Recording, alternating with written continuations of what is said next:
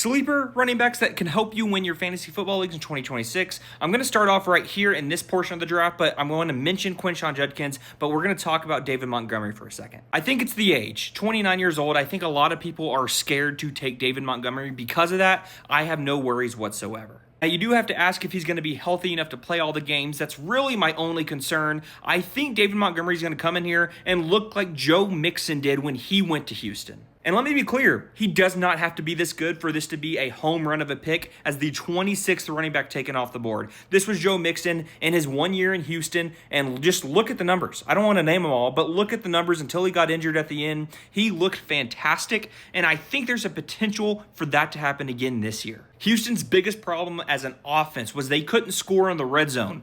David Montgomery 100% changes that. Next, in this portion of the draft, I do want to give a shout out to J.K. Dobbins. He's only going to play half the year, but that's going to be a great half of the year. And Tony Pollard's who I want to spend time on. Saying he can win your league is a bit of a stretch here, but I do think he's going to be a very consistent running back for the RB30. And age is a factor here. He is 29 years old. That's something to be concerned about. But look at his past, let's just say 2 seasons in Tennessee. Right around that RB20 mark, he's going as the RB30. So in theory, he's already worth the pick.